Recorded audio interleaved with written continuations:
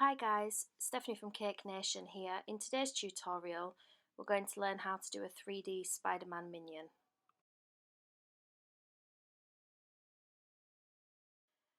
First of all, we're going to cover the board that the minion's going to sit on. So I've got a 10-inch board and my minion is a 5-inch minion cake, which is I think about 2.5 of the 5-inch cakes stacked. So I've got my board, I've decided to go with grey for this one. So I'm just covering it, as you can see, and trimming off any excess and just rolling it back out again to make sure that it's really smooth.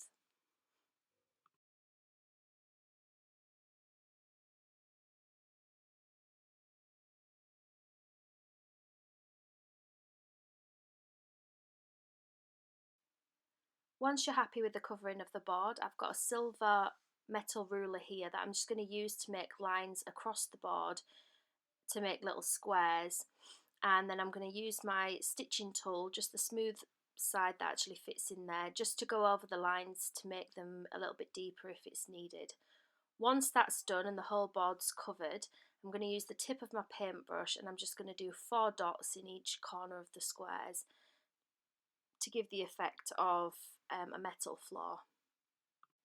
Once you're happy with the board, if you leave that somewhere to dry, and then we're going to move on to stacking the cakes. So I've got a thin 5-inch cake board, and I've got another one which I think is a 7-inch. This will just make it easier for me to turn it around. So I'm just slicing the taller cakes in half and then stacking and filling with the jam and the buttercream. The top cake, I'm just going to try and take off the top and the sides just to round it off a little bit. This will make it easier when it goes on top of the cake, just to blend in those lines to give it the minion shape. Move the excess cake out of the way and then put your filling on to the top. So I don't know whether you can see quite clearly there, but you've got all 5 stacked, and then we're just going to cover the outside in buttercream just to stick it all together. To stop the cake moving about everywhere, you want to place 2 dowels in the middle of the cake. I actually ran out of dowels, so I'm using some straws just to keep that in place. Just carry on filling with the buttercream and smoothing it out, using the base of the other cake board just to turn the cake around as and when you need it to.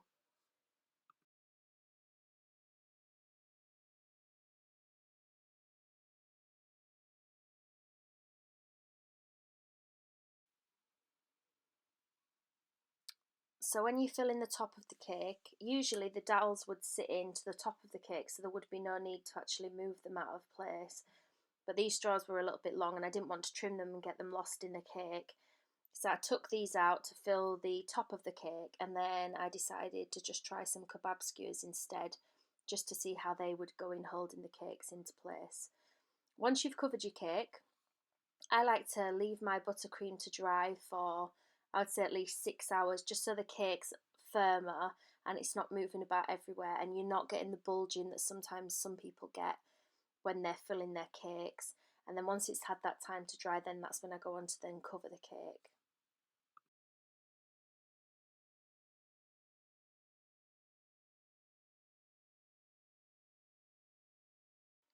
So I've got some red fondant, and this is what I'm going to use to cover the Spider-Man cake.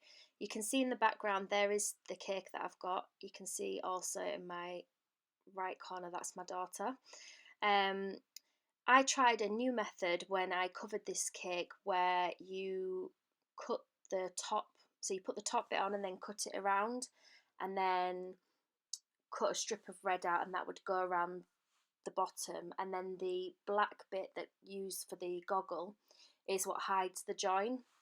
I tried this method because I've done a few minions, and one thing that I do sometimes struggle with is the joining at the bottom when you're trying to smooth the cake and stopping it from ripping.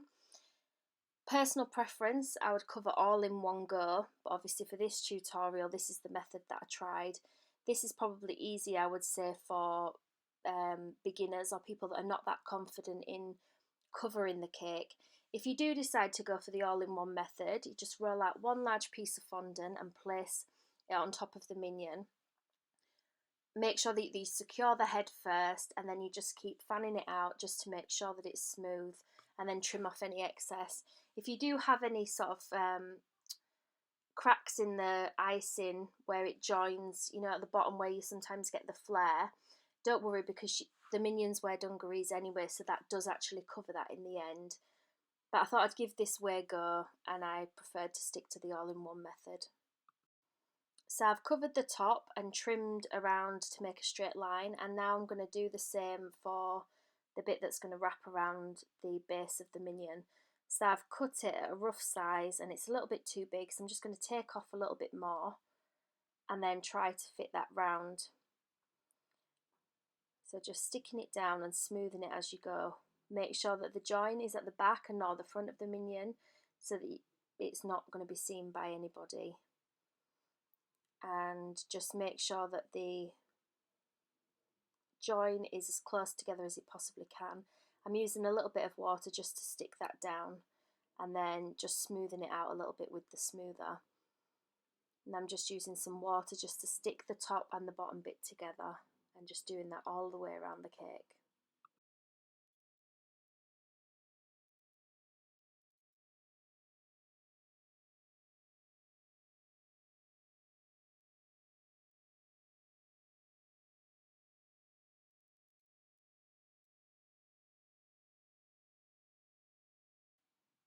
Once you're happy with the covering that you've got, we need to roll out some black for the goggles. So this needs to be quite thin. Again, I've got one of my other children trying to help me in the corner there, so sorry about that. Once the black's rolled out, you just cut along to make quite a thick strip, and this is going to be for the goggles. And this will sit on top of the line that you've got there, so just that join.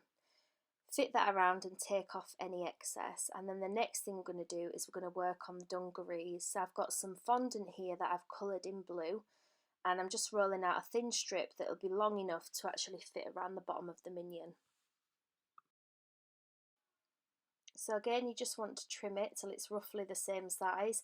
I've got the board where I'm actually using the lines on the board just to sort of have a rough estimate to make sure it's quite similar in size.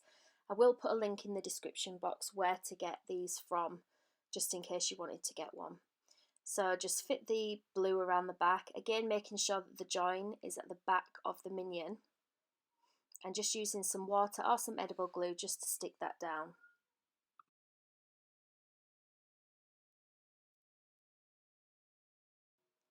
So next I've got my stitching tool, and I'm just going to do that just along the top edge of the dungarees, and this just gives it a bit more of a fabric effect than just leaving it plain.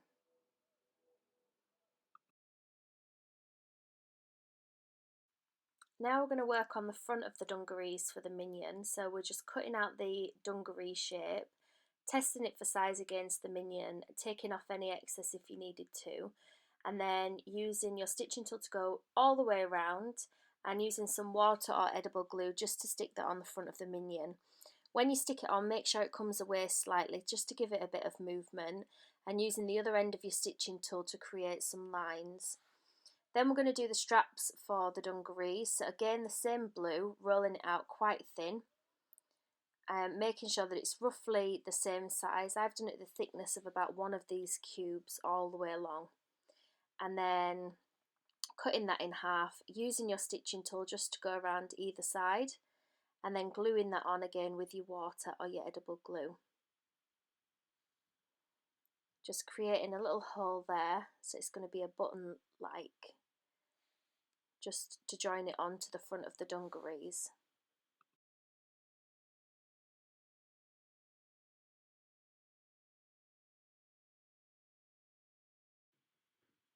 We're going to make the front pocket for the Minion dungarees. So again, just stitching all the way around and sticking that on, leaving a little bit of a gap to give it some movement.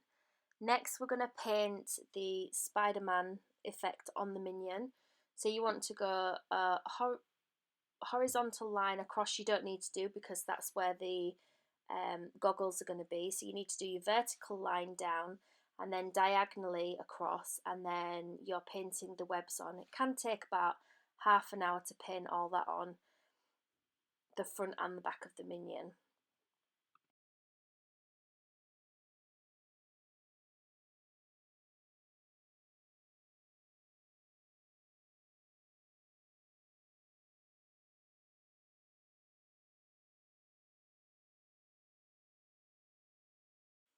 Taking your blue, we're going to roll some legs for the minion. We want these to be roughly the same size and same thickness. Once you're happy, if you cut the diagonal line just so it sticks on to the side of the minion perfectly. Next, we're going to do the arms. So again, you want to roll some red, keep it the same thickness, and again take off the side so that it sticks on front of the minion, and then stick that on with your edible glue or your water. Next, we're going to do the shoes for the minion. So 2 black balls, rolling each one slightly oval, and then on the back just creating a line so that it looks more like a shoe. And then again, we're going to stick these on with some water or some edible glue.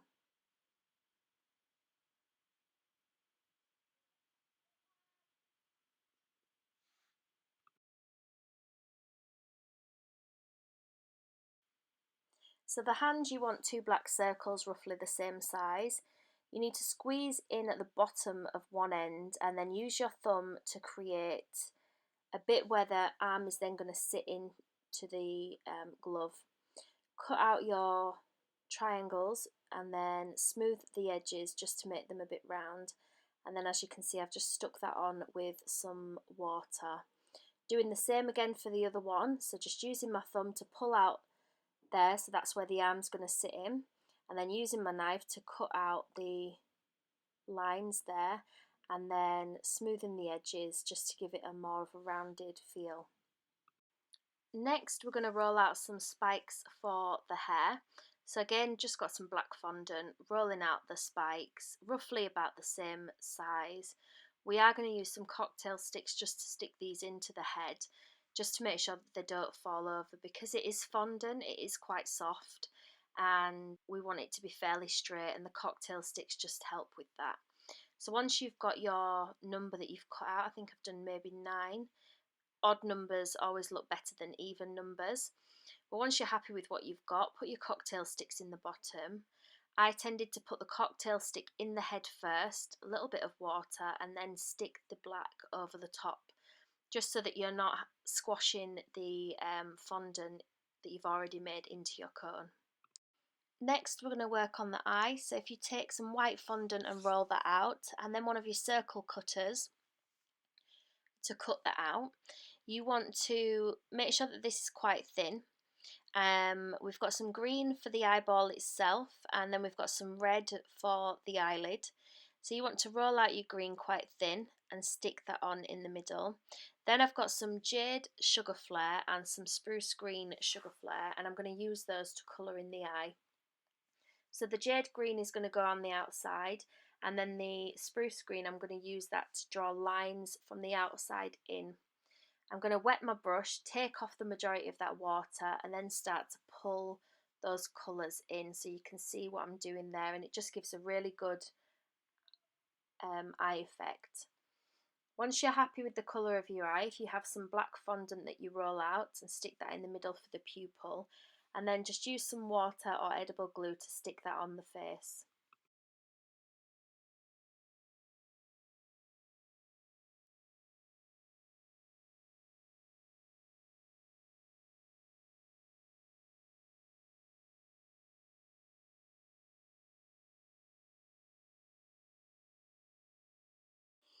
Using the same size circle cutter as before, we're going to roll out some white fondant, a little bit thicker this time, and trim that to size and wrap it just around the circle cutter. This is going to now form the goggle effect. So I've chosen to do it in white, and then I'm going to paint it silver towards the end. Just give it a couple of seconds just to set around the goggle, and then you just want to wet around the eye, and then this is going to stick on there. While that's drying, I'm going to take some more of my white fondant and just roll out some little dots here, and these are going to stick around the goggle just to give the same effect as what the minions have. The two circles that I rolled there, you can see I'm just sticking on the eye, and that's going to give the effect of the light reflecting. So again, just the water and sticking that on, making sure that the join goes at the bottom of the eye and not the top of the eye, and then I'm using some cocktail sticks just to keep that in place to stop it from drooping down. The little cubes, the little cylinders that I made, they're going to stick on around the frame. So you can see there I've got some Rolcom silver, and I'm just going to mix that with a little bit of lemon extract and then start to paint the goggles.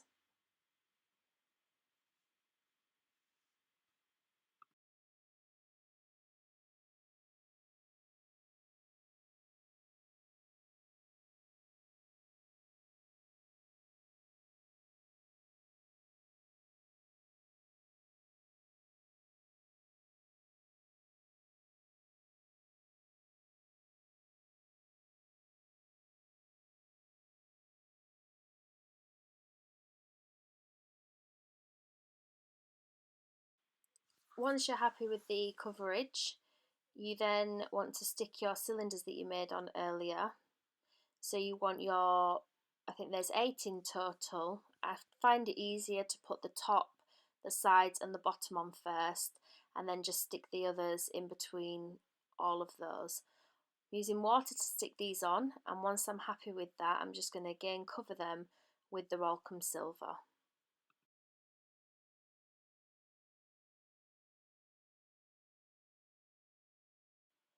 I'm going to use some of the gloss now just for the eye, just to give it a more realistic effect. So just painting that on and then leaving that to dry. While that's drying, I'm just going to paint on the Spider-Man effect on the arms. And then I'm mixing some silver and some black together and going around the whole of the minion just to give it a shadow effect around the base. I'm then going to go in and I'm going to fill in the individual lines that are on the base of the board. This just gives it a little bit more depth and make it look a little bit more real. I'm using a really fine brush and I'm just going around the goggles close to the eye and around any of the joinings just to give it a little bit of shadowing. And this just makes it look a little bit more realistic. Once you're happy with that, if you take again the black and the silver and just do what I'm doing, where you're filling in the joins of the squares on the base, and then just using the brush to take the excess off and colour in your squares. This just gives it a little bit of a more realistic effect and make it look like it's actually got some shadows and some depth. Once you've finished with that, if you take some of the blue sugar flare dust that I've got, I'll put the link in the description box below, and just fill in any of the creases on the dungarees. And again, this just gives it a little bit more depth and make it look a little bit more realistic. So once you've done, this is what you should end up with. I hope you enjoyed today's tutorial. If you do like this tutorial, please feel free to subscribe to my channel. If you've got any comments for me, please leave them in the comments box below. Thank you.